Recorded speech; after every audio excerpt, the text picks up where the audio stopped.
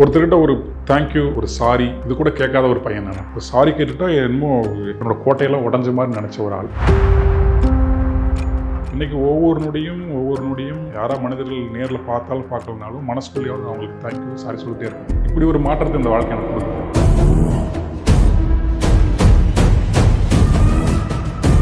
வரிகளால வர அந்த கண்ணீர் இருக்குல்ல, கண்ணு தண்ணி வரணும். நம்ம எப்படி இருக்குன்னு நமக்கு தெரியும். கடந்து வந்து நிற்கும் போது நம்ம செஞ்ச தவறுகள் நம்மளை ரொம்ப உறுத்துது பார்த்தீங்களா, அந்த உறுத்தும் போது ஒரு கண்ணு தண்ணி வரணும். அப்படி வெடிச்சு நம்ம உடையும். சிம்பிளாக ஒரே இதில் சொல்லணும்னா masters second step is correct.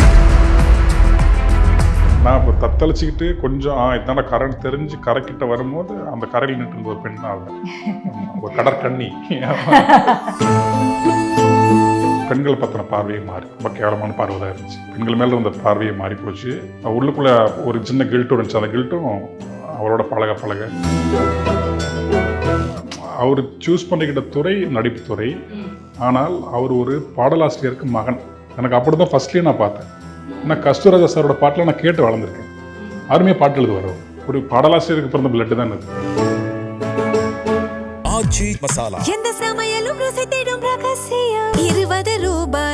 Hi, this is Deepika from Red Knoll. இன்னைக்கு the most celebrated lyricist Karthik Netha. வணக்கம். வணக்கம் மேம். எப்படி இருக்கீங்க? வணக்கம் மேம். தேங்க்யூ. நீங்கள் மேம்? நல்லா இருக்கேன். டு கிக் ஸ்டார்ட், அதான் ஓப்பனிங்லேயே சொன்ன மாதிரி the most celebrated lyricist அப்படின்ட்டு, அது ஒரு வகையில் உங்களுக்கு ஒரு பயம் கொடுக்குதா இல்லை ரெஸ்பான்சிபிலிட்டி கொடுக்குதான்னு கேட்கலாம் தான். பொறுப்பு தான் மேம். பயமாக கொடுத்ததில்லை, பொறுப்பு தான். சரியாக எழுதணும். எந்த வகையிலையுமே வந்து சும்மா அப்படி எழுதிடக்கூடாது. நீங்கள் நிறைய இன்டர்வியூஸ் கொடுத்துருக்கீங்க. நிறைய பேர் வந்து கீழே கமெண்ட்ஸ் போட்டுட்ருக்காங்க. அது நீங்கள் படிக்கிறீங்களா என்ன அப்படின்னு தெரியல.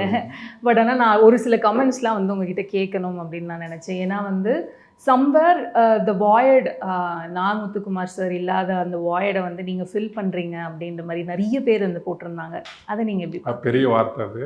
அப்படிலாம் ஃபில் பண்ண முடியாது. ஏன்னா அவரே ஆல்ரெடி காற்று ஃபில் பண்ணி தான் இருக்காரு. நம்ம எங்கே போய் ஃபில் பண்ணுறது?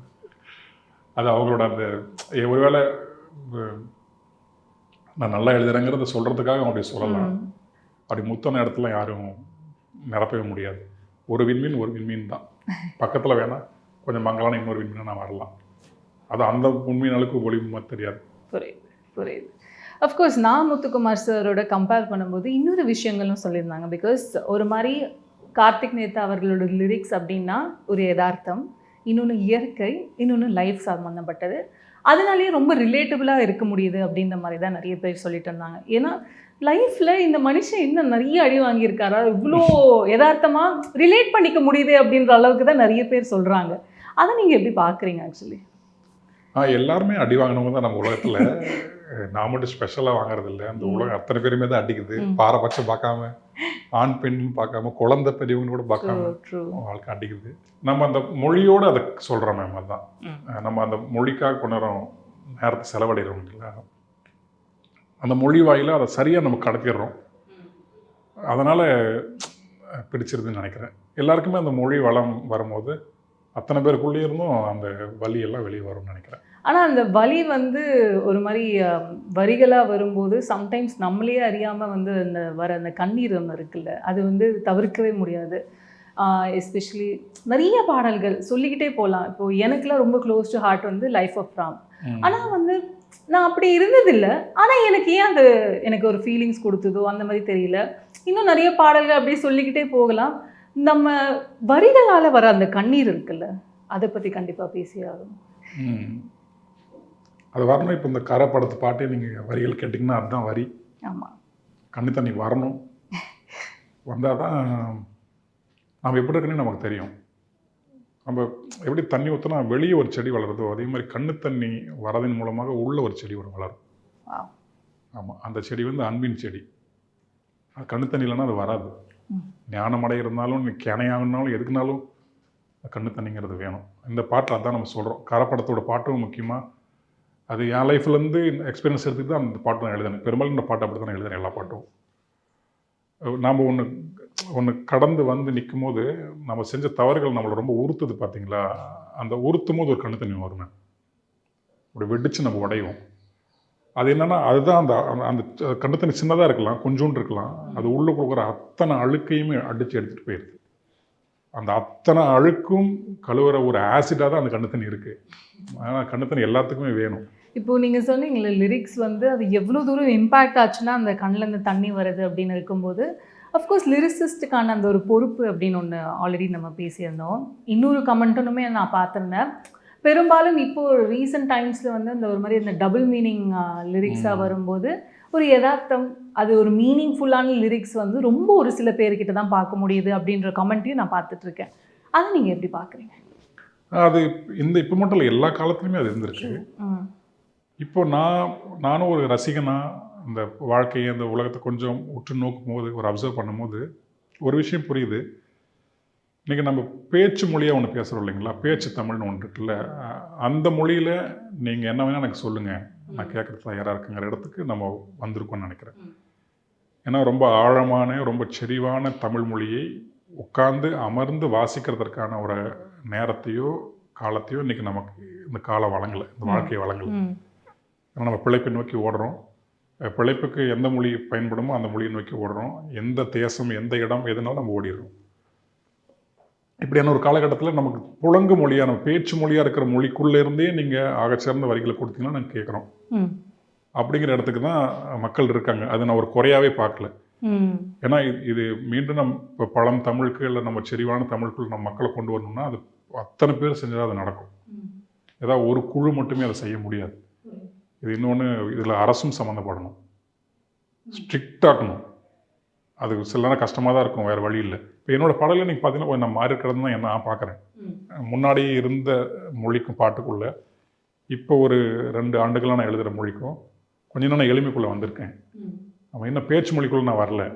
ஆமாம், ஒருவேளை பேச்சு மொழிக்குள்ளே தான் வரணும் அப்படின்னு சொன்னால் நான் பேச்சு மொழிக்குள்ளே வருவேன். அங்கேயுமே அதே தமிழோட செறிவு இருக்கும். ஆமாம், குறைஞ்சபட்சம் கருத்தில் அது இருக்கும். அப்படி தான் இதை நான் என்னால் அப்சர்வ் பண்ண முடியுது. என்னோடய அப்சர்வேஷனில் அப்படி தான் தோணுது. உங்களுக்கு பிடிச்ச அந்த அஃப்கோர்ஸ் நீங்கள் எழுதியிருப்பீங்க, அவ்வளோ வரிகள் எழுதியிருப்பீங்க, ஆனால் இந்த ஒரு வரி மட்டும் எனக்கு ரொம்ப மனசோட ஒட்டி இருக்குது அப்படின்னா எதை சொல்லுவீங்க? சரணம் தொடங்குறதே அந்த வரியில் தான் இருக்கும். தப்பு தப்பாக ஆடி புட்டு தப்பையெல்லாம் மாற்றிக்கிட்டு நல்லதுக்கு வாழ்ந்திருந்தா சாமி நீதானே. இந்த இடம் அதை நான் பண்ணது தான். அது தப்பு தப்பாக தான் இருந்தேன் நான். ஆமாம், நான் தப்பு செஞ்சேன்னு இப்போ எனக்கு புரியுது. இப்போ நான் புரிஞ்சதுக்கப்புறம் நான் ஒன்று செஞ்சுக்கிட்டு இருக்கேன், அது மற்றவங்களுக்கு நல்லா தான் இருக்குது.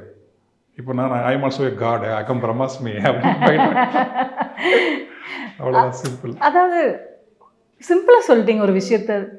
அவங்களோட தவறை வந்து அவங்க புரிஞ்சுக்கிட்டாலே போதுமே, அதை விட ஒரு பெரிய அந்த ஒரு தாரக மந்திரம் மாதிரி சொல்லலாம் லைஃப்பை லீட் பண்ணுறதுக்குன்ட்டு. பட் ஆனால் இப்போது அஃப்கோர்ஸ் இந்த மிஸ்டேக்ஸ்லாம் நான் பண்ணியிருக்க வேண்டாம் அப்படின்ற ஒரு இது இருக்கும்ல, அந்த ரிக்ரெட் ஃபேக்டர் ஒன்று இருக்கும்ல, கண்டிப்பாக அதை பற்றி பேசியாகணும். அது நிறையாவே இருக்குங்க.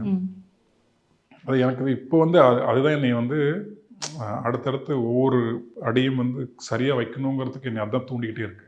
அந்த குற்ற உணர்ச்சி தான், ஏன் இப்படி நம்ம இருந்துட்டோம் அப்படின்னு இப்போ நினச்சி பார்க்கும்போது நம்ம அப்படிலாம் இருக்கிற ஆளே கிடையாது, ஏன் அப்படி இருந்தோம் அப்படின்னு ஒன்று இருக்குது பார்த்தீங்களா. சில நேரங்களில் வந்து நம்ம அப்படி தான் இருந்தாகணும்னு இருக்கும். சில நேரங்களில் வந்து நம்ம அப்படி நமக்கு ஆப்ஷனும் இருக்கும். எனக்கு அப்படி ஆப்ஷனும் இல்லாத ஒரு கட்டத்தில் அதெல்லாம் பண்ணிட்டேன். இங்கேருந்து பார்க்கும்போது ஐயோ நமக்கு லைஃப்பில் ஆப்ஷன் இருந்திருக்கலாமே, இப்படி பண்ணிட்டோமே அப்படின்னு. ஆனால் அன்னைக்கு நான் செஞ்சது தப்பு தானே. அதனால் பாதிக்கப்பட்டவங்க, அதனால் அழுதவர்கள், அதனால் தண்டிக்கப்பட்டவர்கள் இருக்க தான் செய்கிறாங்க இன்னும், இல்லையா? இதனால் வரைக்கும் அவங்கள நான் பார்க்க முடியலையே. அந்த கில்ட் இருந்துகிட்டே தான் இருக்குது.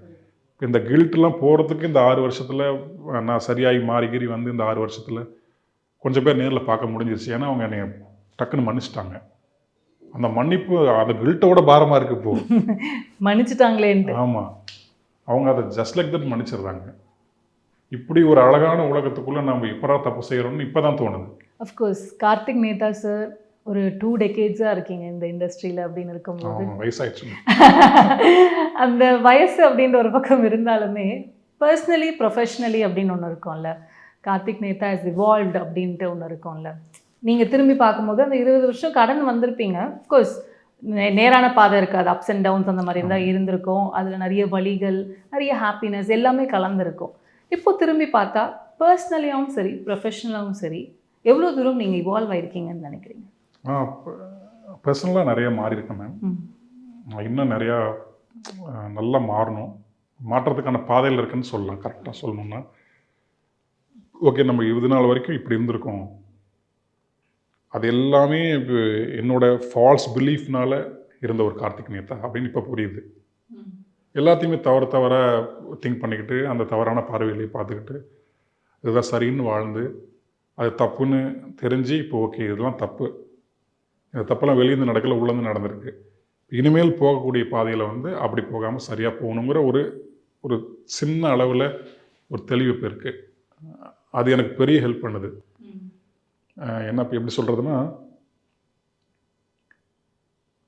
ஒருத்தர்கிட்ட ஒரு தேங்க்யூ, ஒரு சாரி இது கூட கேட்காத ஒரு பையன் நான் அப்போ. ஆமாம், ஒரு சாரி கேட்டுட்டா என்னமோ என்னோடய கோட்டையெல்லாம் உடஞ்ச மாதிரி நினச்ச ஒரு ஆள். தேங்க்யூ சொன்னாலும் அதே தான், நான் எதுக்கு உனக்கு தேங்க்யூ சொல்லணும் அப்படி இருந்த ஒரு ஆள். இன்றைக்கி ஒவ்வொரு நொடியும் யாராவது மனிதர்கள் நேரில் பார்த்தாலும் பார்க்கலனாலும் மனசுக்குள்ளேயாவது அவங்களுக்கு தேங்க்யூ சாரி சொல்லிட்டே இருக்கேன். இப்படி ஒரு மாற்றத்தை இந்த வாழ்க்கை எனக்கு கொடுக்குது. ஆக இங்கே மாற்றங்கிறது மிகப்பெரிய உண்மை அப்படிங்கிறது புரியறதுக்கு தான் ஒருவேளை இந்த இத்தனை ஆண்டு இவ்வளோ கேவலமான ஒரு வாழ்க்கையை வாழணுமோ அப்படின்னு கூட தோணுது. பரவாயில்ல, அப்படி தப்பே இல்லை. அதில் இந்த ஒரு பேர் உண்மையை புரியறதுக்கு நம்ம ஒரு கேவலமான வாழ்க்கையை வாழலாம்னா இப்போ தோணுது. ப்ரொஃபஷனலாக ரொம்ப என்ன சொல்கிறது, விட்ட பேரை கார்த்திக் பிடிச்சிட்ருக்காண்டா அப்படிங்கிற மாதிரி தான். இன்னும் நிறைய போகணும்.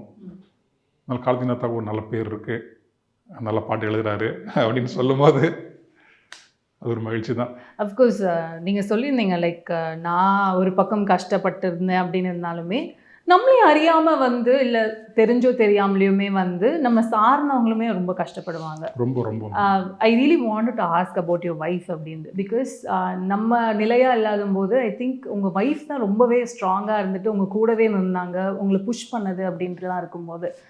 ஸோ ஐ திங்க் அந்த ஒரு மேஜர் சப்போர்ட்டே உங்களுக்கு வந்து ஒரு பெரிய என்னன்னு சொல்கிறது, ஒரு பேக் போன்னு சொல்லலாம். ஸோ உங்கள் வைஃப். ஆமாம்,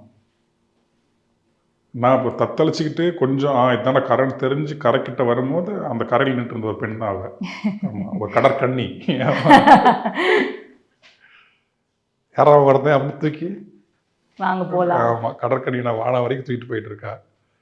இல்லைனா மீண்டும் அந்த கடற்கொள்ளையில திரும்பி போயிருப்பேன். அவ்வளோதான். இந்த பக்கம் கரைக்கு பின்னாடி ஒரு வாழ்க்கை இருக்குவான்னு கூப்பிட்டு போகணும், அவ்வளோதான். அதான் அவள் லைஃப்பில் வந்த பிறகு தான் எனக்கு பெண்கள் பற்றின பார்வையே மாறிச்சு. அது வரைக்கும் ரொம்ப கேவலமான பார்வை தான் இருந்துச்சு. எல்லா ஆண்களையும் போல அப்படின்னு சொல்லாமல் நினைத்தல, எல்லா ஆண்களும் அப்படியான்னு தெரியல. புரியுது. அதை வேறு நான் சொல்லி எப்படி எங்களை பற்றி நீ சொல்லாம நிறைய மாறிடுச்சு. பெண்களை பற்றின பெண்கள் மேலே இருந்த பார்வையை மாறி போச்சு. உள்ளுக்குள்ளே ஒரு சின்ன கில்ட்டும் இருந்துச்சு. அந்த கில்ட்டும் அவளோட பழக இல்லை நம்ம என்னமோ ஒரு ஜென்டர்லாம் அவங்க ஒரு ஜெண்டர்னு சொல்லிடுறோம். இல்லை, அவங்களுக்கு ஒரு உலகம் இருக்குது, அவங்களுக்கு ஒரு வாழ்க்கை இருக்குது, அவங்களுக்கு ஒரு பார்வை இருக்குது. இது எதையுமே கண்டுக்காமல் நான் பாட்டுக்கு வாழ்ந்துக்கிட்டு இருக்கேன். அப்போ அவங்க வந்ததுக்கப்புறம் தெரிஞ்சு இப்போ என்னோடய வாழ்க்கையில் மிகப்பெரிய சப்போர்ட்டாகவும் அவங்க தான் இருக்காங்க. ஆமாம், நான் உட்காந்து இப்போ ஒரு நாளைக்கு ஒரு 2 பாட்டோ 3 பாட்டோ எழுதுறதுக்கு தினமும் உட்காந்து படிக்கிறேன். ஒரு 5 மணி நேரமாவது படிக்கிறேன், ஒரு படமாவது பார்க்குறேன். இத்தனைக்கும் எனக்கு நேரம் அவள் தான் கொடுக்குறா. அவள் அவளோட நேரத்தை எனக்கு கொடுக்குறா. ஆமாம், இது நான் செய்வேன்னு பார்த்தா செய்ய மாட்டேன். கம்பேரிட்டிவ்லி நான் அவங்க செல்ஃபிஷாக தான் இருக்கேன். நல்லா பாட்டு எழுதணும் அப்படி இப்படின்னு இருக்கேன். ஆனால் அவள் வந்து நல்லா படித்த ஒரு பொண்ணு, எம்ஏ எம்ஃபில் வரைக்கும் படிச்சிருக்கா. நான் அந்தளவுக்குலாம் இல்லை, தனிப்பட்ட முறையில் படிக்கிறது தான். அவளை படித்த ஒரு பெண் வந்து அதெல்லாம் கொஞ்சம் ஒதுக்கி வச்சுட்டு, சரி நீ முதல்ல மேலே இருப்போ, நான் பின்னாடி வேகமாக வந்துக்கிறேன் அப்படின்னு சொல்கிறது. அப்போ தான் பெண்ணாக இப்படி தான் இருப்பாங்க போல அப்போ தான் புரியுது. நாம் நினச்சது இப்போ ஆண் புத்தி பின் புத்தி, பெண் புத்தி இல்லை. அதெல்லாமே அவன் வந்ததுக்கப்புறம் தான் தெரிஞ்சு. இன்னொன்று இப்போ குட்டி பையன் வேறு இருக்கான். அப்படியே அப்போ நமக்கு என்ன ஒருத்தனை சமாளிக்கிறதுக்கு என்னால் 40 வருஷத்தில் முடியல. அவள் என்னையும் பார்த்துக்கிட்டு அவளையும் பார்த்துக்கிட்டு குட்டி பையனையும் பார்த்துக்கிட்டு இருக்கா. கொஞ்சம் பெண்கள் நிறைய கற்றுக்கணும்னு நினைக்கிறேன். இன்னுமே கற்றுக்கணும்னு நினைக்கிறேன். ஆமாம், பொண்ணு அதான் ஸ்டார்ட் ஆகிருக்கு. இன்னும் வேறு என்ன மேஜிக்கில் இருக்குன்னு பார்ப்போம். கண்டிப்பாக. அஃப்கோர்ஸ் நீங்கள் வந்து இந்த அப்ஸ் அண்ட் டவுன்ஸ் பற்றி நான் பேசும்போது ஒரு பெரிய சப்போர்ட்டாக அவங்க இருந்திருக்காங்க. நீங்கள் இன்னொரு இடத்துல சொல்லியிருந்தீங்க லைக் உயிரே போயிருக்கோம் அப்படின்ற அளவுக்கு ஒரு மோசமான ஒரு நிலைமைக்கெலாம் நான் போயிட்டு வந்திருக்கேன் அப்படின்னும்போது அவ்வளோ தூரம் போயிட்டு வர அளவுக்கு என்ன நடந்தது அப்படின்னு தெரிஞ்சுக்கலாம். ஓகே, குழப்பம் தான். நம்ம வேற என்ன, வாழ்க்கையின் குழப்பம், வாழ்க்கையோட குழப்பம் தான். வேற ஒன்றும் பெருசாக போய் அந்த சினிமா படத்தில் வர மாதிரி சேசிங் பண்ணி துப்பாக்கியில் சூழ்நிலை அந்த மாதிரி வாழ்க்கையில் எதுவும் இல்லை. மண்டை கெருக்கு ஆகிட்டே இருந்தது.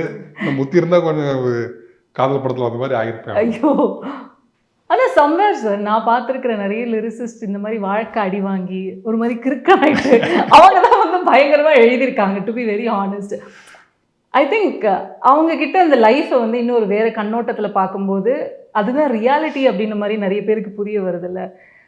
இது நிறைய பேர் சொல்லியிருக்காங்க அவங்க கிட்ட இந்த மாதிரி லிரிக்ஸ் எழுதும்போது. ஆமாம் சொல்லியிருக்காங்க. ஏன்னா இப்படி இருக்கு எங்கள் அம்மாவே கேட்டிருக்காங்க. நானே சில ராமா நம்ம ஏன் இப்படி இருக்குள்ள கூட திங்க் பண்ணியிருக்கேன். ஆனால் அப்படிலாம் ஒன்றும் இல்லைடா தம்பி, வா ஒன்று மண்ணா இருந்து எழுது. இந்த வாழ்க்கையை பற்றி எழுதணுன்னா அந்த வாழ்க்கையை வாழ்ந்து தான் நம்ம அவனுக்கு வெளியிருந்து எழுத முடியாது. வெளியே போய் உட்காந்துட்டு இந்த வாழ்க்கையை பற்றி எழுத போகிறோன்னு சொல்லக்கூடாது. இந்த ஒன்று மண்ணா வாழ்க்கையோட வாழுவோம், மக்களோட மக்களாக இருந்து அப்படி எழுதுவோம் அப்படின்னு இப்போ தான் வந்திருக்கேன். எழுதுறதுங்கிறது ஒரு தனி கிரீடமாக மனசு நினைக்கும் போது ரொம்ப பாரமாயிடுதுங்க. இல்லை அது இந்த வாழ்க்கை தான் நம்ம கொடுக்குதுன்னு நினைக்கும் போது இப்போ கொஞ்சம் அந்த பாரெல்லாம் குறைஞ்சிருக்கு. ஐ திங்க் முன்னெல்லாம் வந்து ஒரே படம் எடுத்துக்கிட்டா ஒரே லிரிசிஸ்ட் அப்படின்னு தான் இருப்பாங்க. ஐ திங்க் இப்போ Tamil industry not just Tamil, எல்லா இண்டஸ்ட்ரியும் இவால்வ் ஆகிருக்கு. ஒரு பாட்டு ஒருத்தர் எழுதுறதோ இல்லை மேக்ஸிமம் 2 songs எழுதுறது அப்படின்னு மாதிரி. ஸோ லிரிக்ஸ் ஆஃப் ஒவ்வொரு சாங்குமே வந்து வித்தியாசமாக இருக்கும். அஃப்கோர்ஸ் நீங்கள் ஒன்று, உமாதேவி மேம் ஒன்று, அருண் ராஜா காமராஜ் சார் ஒன்று, அப்புறம் அஃப்கோர்ஸ் தனுஷ் சாருமே வந்து எழுதியிருக்காங்க. ஸோ ஒவ்வொன்றும் ஒரு டிஃப்ரெண்ட் வெரைட்டி இருக்கும்போது அஃப்கோர்ஸ் நீங்களாம் வந்து லிரிசிஸ்ட் அப்படின்னு இருக்கும்போது Dhanush sir is like an allrounder அப்படின்னு இருக்கும்போது நிறைய ஒரு மாதிரி இப்போது இனிஷியல் டைம்ஸ்லேயே வந்து நிறைய டாக்ஸ்லாம் வந்துட்டு இருந்ததில்ல. இப்போது Dhanush sir he's an actor, of course அவர் ப்ரொடியூஸும் பண்ணியிருக்காரு. அந்த மாதிரிலாம் இருந்தாலுமே அவர் லிரிக்ஸ் எழுதுறது வந்து எந்த வகையில் ஹெல்த்தி அப்படின்னு நீங்கள் நினைக்கிறீங்க? பிகாஸ் இப்போ ஒரு சில பேர் வந்து அதை அக்செப்ட் பண்ணிக்க மாட்டாங்க. அவர் ஆக்டர் தானே, அவரோட வேலையை பார்க்கலாமே அப்படின்ற மாதிரி சொல்லுவாங்கல்ல. இதை நீங்கள் எப்படி பார்க்குறீங்க? நான் எனக்கு தனுஷ் சார் ஆரம்பத்தில் வரும்போதே எனக்கு அவங்க இந்த பார்வையில் எதுவும் எனக்கு மண்டையில் ஏறலை. ஏன்னா அவர் சூஸ் பண்ணிக்கிட்ட துறை நடிப்பு துறை. ஆனால் அவர் ஒரு பாடலாசிரியருக்கு மகன். எனக்கு அப்படி தான் ஃபஸ்ட்லேயே நான் பார்த்தேன். ஏன்னா கஸ்தூராஜா சாரோட பாட்டில் நான் கேட்டு வளர்ந்துருக்கேன். அருமையாக பாட்டு எழுதுவார். அவர் ஒரு இயக்குனர், ஒரு தயாரிப்பு பண்ணியிருக்காரு இல்லையா, பாட்டு நிறைய அவர் படத்தை பெரும்பாலும் அவர் தான் எழுதுவார். கஸ்தூராஜா சார் தான் எழுதுவார். ஒரு பாடலாசிரியருக்கு பிறந்த பிளட்டு தான் இது. நான் அப்படி தான் அவர் ஆரம்பத்துலேயே பார்த்தேன். ரொம்ப ஸ்பான்டேனியஸாக அவருக்கு எழுத வருது. எந்த பாட்டு கேட்டாலும் மெனக்கெட்டு எழுதுகிற மாதிரி இல்லை. செல்வராகவன் சாரும் பாட்டு எழுதுறாரு. அந்த பிளட்லேயே இருக்காது. அதனால் எனக்கு இது இந்த கொஸ்டின் எனக்கு முதல்ல அப்படி இல்லைன்னா கூட ஏன் ஒரு நடிகரை பாட்டு எழுதக்கூடாது, அது ஒன்று இருக்கு இல்லையா, எழுதலாமே. கமலஹாசன் சார்லாம் அப்போ எழுதியிருக்காரு, நிறைய பேர் எழுதியிருக்காங்க. அந்த பாட்டு வந்து காலத்துக்கும் நிலைக்குதா, இல்லை அந்த பாடலுக்குள்ளே ஆகச்சிறந்த பொருள் இருக்கா, இதெல்லாமே காலமும் ரசிகர்களும் முடிவு பண்ணிக்க போகிறாங்க. தகுதி உள்ளவே தப்பி பிழைக்க போகுது. நல்லா இருந்தால் காலத்துக்கு இருக்க போகுது. ஒரு வாழ்நாள் முழுக்க பாடலாசிரியராக இருந்த ஒருத்தரோட பாட்டுக்கு காலம் முழுக்க ஒரு காலத்தில் அழிஞ்சு கூட போகலாம். வாழ்நாளில் ஒரே ஒரு பாட்டு தான் எழுதினார், அந்த பாட்டு காலம் முழுக்க இருக்கணும்னு சொல்லி நடக்கும்போது நடக்கலாம். அது அந்த காலமோ அந்த பாடலினுடைய தரமோ தான் முடிவு பண்ணணும். இந்த மனுஷன் அந்த மனுஷன் இது இப்படி போனால் அது ஒரு நவீன தீண்டாமையாக தான் நான் பார்ப்பேன். இவங்க தான் பாட்டு எழுதணும், இவங்க தான் நடிக்கணும் அப்படிலாம் எதுவும் இல்லை. அதற்கான தகுதி அவருக்கு இருந்து அந்த தகுதி காலப்போக்கில் வளரும் என்றால், இல்லை அது ஒரு தகுதியாக அவர் கருதி வளர்த்துக்கிட்டாருன்னா அது வேணால் எழுதலாம்.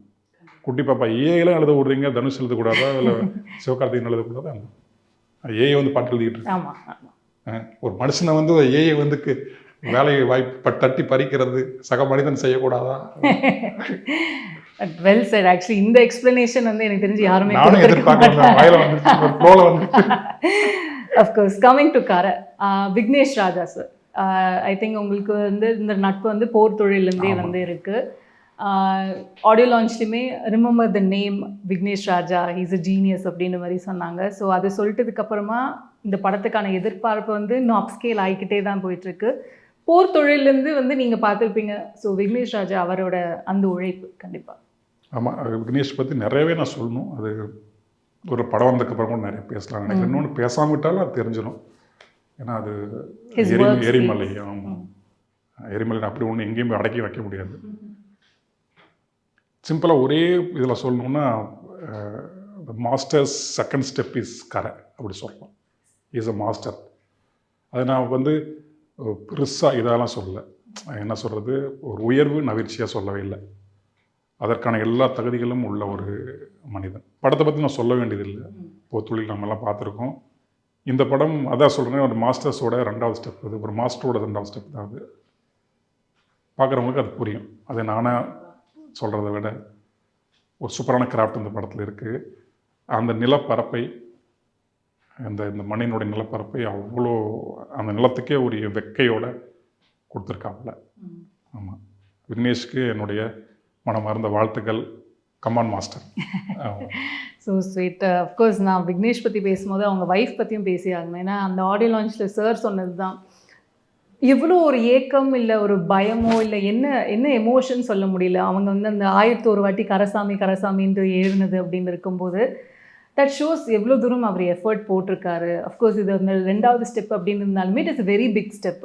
அந்த வெரி பிக் ஸ்டெப் வந்து கீழே விழுந்துடக்கூடாதுன்ற ஒரு பயம் வந்து அவங்க ஒய்ஃபுக்கு இருக்கும்போது அஃப்கோர்ஸ் த ஹோல் க்ரூவுமே வந்து அவ்வளோ பெரிய மேஜிக் வந்து உருவாக்கியிருக்கீங்க. ஸோ கண்டிப்பாக அதை பற்றி. ஆமாம் மேம், அது அது விக்னேஷோட அந்த ஒர்க்கிங் ஸ்டைல்னு ஒன்று இருக்குது பார்த்தீங்களா, அது அவரோட லைஃப் ஸ்டைலாக இருக்குது. நான் அது தனியாக சினிமாக்காக அவர் ஒர்க் பண்ணுற மாதிரி எனக்கு பார்க்கவே முடியல. அவர் ஆட்களை தெரிவு பண்ணுற விதமும் அப்படி தான் இருக்குது. ஆட்கள்கிட்ட அந்த கதையை அவர் கொண்டு போய் சேர்க்குற விதமும் அப்படி தான் இருக்குது. என்கிட்ட வந்து அந்த பொழுத்தொழிலையும் அப்படி தான் பண்ணார். பாடலை காமிச்சு தான் பாட்டில் சொன்னார், நம்ம இதுதான் விஷுவல்ஸ் வரப்போகுது சார், நம்ம இதுக்கு எழுதிடலாம் அப்படின்னு. இந்த படத்துக்கும் அப்படி தான் பண்ணார். இதுதான் விஷுவல்ஸ் சார், இதுக்கு தான் நம்ம எழுத போகிறோம். அவர் என்ன செய்கிறாரோ அதில் 100% ரொம்ப தெளிவாக இருக்கிற ஒரு மனிதராக இருக்காங்க. எனக்கு இந்த அளவு தான் வேணுங்கிறது. இதுக்கு மேலே எனக்கு எதுவுமே வேண்டாம். நீங்கள் அதுக்கு எவ்வளோ பெரிய இதாக கொடுத்தாலும் எனக்கு வேண்டாம். இந்த டைமுக்குள்ளே எனக்கு வேண்டும். ஒவ்வொரு விஷயத்துலையுமே பாட்டை பொறுத்த வரைக்கும் அப்படி தான் இருக்காரு, மற்ற ஓடுத்துலேயும் அப்படி தான் இருக்கார் அவர். இது ஒன்றே எனக்கு போதுன்னு நான் நினைக்கிறேன். அந்த கேப்டன்ஷிப் சரியாக இருக்கிறதுனால நாங்கள் எல்லாருமே வந்து எங்களுடைய ஆர்ட்டை நாங்கள் அழகெல்லாம் கொடுத்துட்டு போயிட்டுருக்கோம். அவருக்கு என்ன தேவையோ அதை அவர் எடுத்துக்கிறாரு. ஆமாம், நான் ஒர்க் பண்ண சில மாஸ்டர்ஸ்லாம் இருக்காங்க இல்லையா, அவங்ககிட்ட நான் பார்த்து வியந்த குவாலிட்டிஸ் 2வது பண்ணக்கூடிய விக்னேஷ்டையும் நான் பார்க்குறேன். ஆமாம், இது நிறைய மாஸ்டர்ஸ் நான் பார்த்துருக்கேன். ஒர்க் பண்ணுற பிரேமநாட்டை பார்த்துருக்கேன், மணி சார்கிட்ட பார்க்குறேன், ஏஆர் ரகுமான் சார்கிட்ட பார்க்குறேன். இப்படி நிறைய பேர்ட்டு நான் ஒரு சில குவாலிட்டிஸில் பார்ப்போம் இல்லையா, அவங்க அந்த இடத்துல இருக்கிறதுக்கு இந்த குவாலிட்டிஸ் தான் காரணம் நமக்கு புரியுது இல்லைங்களா. அது எல்லாமே விக்னேஷ்டையும் என்னால் பார்க்க முடியுது. ஐ திங்க் இப்போது பிஹைண்ட் த கேமராவில் ஒர்க் பண்ண எல்லாருமே வந்து அந்த ஹைப் இன்னும் ஏற்றிக்கிட்டே இருக்கீங்க. கான்ட் வெயிட் டு சீ கரை அப்படின்னு இருக்கும்போது தேங்க்யூ ஸோ மச். இன்னும் நிறைய நீங்கள் படங்கள் பண்ணணும். உங்ககிட்ட பேசும்போது எனக்கு ஒரு லைஃப் புக்கு படித்த மாதிரி தான் இருந்தது. பட் உங்களோட ட்ரீம்ஸ்லாம் ஒரு பக்கம் இருந்தாலுமே உங்களோட பர்சனலாக ஒரு விஷயம் அந்த உள்ளே இருக்கிற அந்த இதை வந்து வெளியில் வந்து ரிலீஸ் பண்ணிடுங்க கூடிய சீக்கிரமாக. And you'll be flying high அப்படின்னு தெரியுது.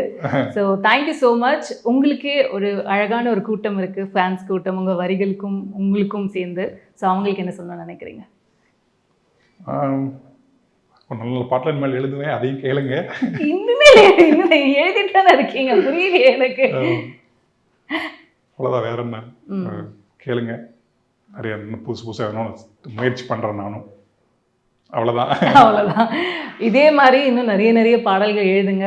இதே யதார்த்தமம், இதே எளிமை.